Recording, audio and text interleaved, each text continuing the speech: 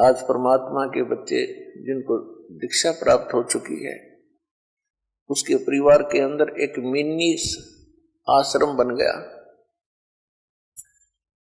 ऐसा स्थान बनाया जाता है जहां भगवान के स्वरूप को रखते हैं, जहां परमात्मा की ज्योति जलाई जाती है। सभी उठकर वहां प्रणाम करते हैं। सुबह और शाम दोपहर को भगवान की चर्चा चलती है, रामायणी होती है, आरती होती है, सुबह के नित्यनेम होते हैं। फिर दिन में जब भी टाइम लगता है, कोई मंत्र कर रहा है, कोई सिमरन सतनाम का कर रहा है, तो कितना माहौल बदल गया। ना उसमें बकवाद बतलाना हो, वो नो बोला, वो नो बोला, उसका नाश होगा, उनका ऐसे नुकसान होने वाला है, वो ऐसे गलती करते हैं। तो इस तरह की बकवादियां बतला के उस परिवार, उस घर के अंदर हम ये कुविचार छोड़ देते थे। फिर वो कुविचार हमारे मस्तिष्क में टकराते रहते थे, हमें डिस्टर्ब रखते थे, शांति नहीं होने देते। और जब परमात्मा की महिमा और अमृतवाणी जब स्टार्ट होती है तो कुविचार ऊपर चले जाते हैं और सुविचार उस घर में धीरे धीरे स्थापित होने लग जाते हैं। फिर घर में शांति शुरू हो जाती है। ये तरीका है। अब कहीं भी परमात्मा की चर्चा नहीं। सुबह उठते या तो न्यूज़पेपर पढ़ देंगे जिनमें कोरी झूठ बकवाद भर रखी होती है, समाचार पत्र, या टीवी चलाएंगे, समाचार सुन लेते हैं, सारा दिन बकवाद गड़े, या फिर फिल्म देखेंगे। तो जब तक प्राणी के पूर्व जन्म के शुभ संस्कार चलते हैं तब तक वो कुछ भी करता रहे, और सपने में भी भगवान याद ना करो, उसको सारे सुख मिल रहे होते हैं। तो संसार ये देखता रहता है, भक्त भी डिस्टर्ब हो जाते हैं कि हम भक्ति भी कर रहे हैं, हमें आपत्तियों का फिर भी कोई ना कोई सामना करना पड़ जाता है, और दूसरा व्यक्ति सारा दिन बकवाद करते हैं, शराब पीते हैं, ताश खेलते हैं, राजनीति में बड़े रहते हैं, और कोई भी बुरे काम की कोई टाल नहीं उनके, और वो फिर भी सुखी है। तो इसको देखकर विचलित ना होना, परमात्मा के बताए इस पॉइंटों को, बिंदुओं को ध्यान से सोचना। कहते वो पिछले जन्म के पुण्यकर्मी प्राणी हैं, और जब तक उनके पुण्य चलेंगे वो कितने को वध करो, उनको कोई हानि होने वाली नहीं है। और जब उनके पुण्य समाप्त होंगे फिर पाप कर्मों का दौर शुरू होगा। फिर देखना उनके घर में के कैर टूटेंगे। और आप के ऊपर भक्ति करते करते भी दिक्कत आ रही है, तो अगर भक्ति ना करते तो आपका तो सर्वनाश हो जाना था। विचार कीजिए,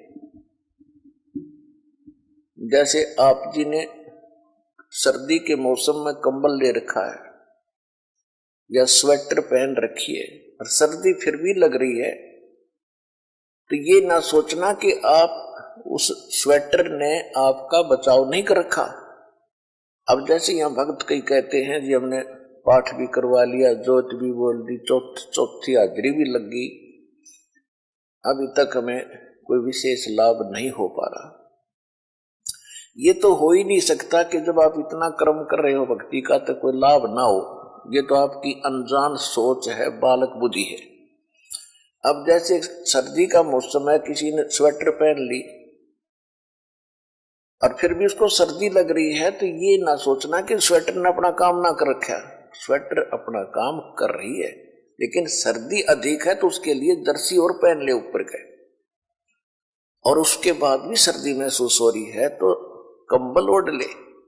यानी ये नहीं है कि ये कहना कि मैंने जर्सी भी पहन ली फिर भी सर्दी का लग रही हाथ पैरों को।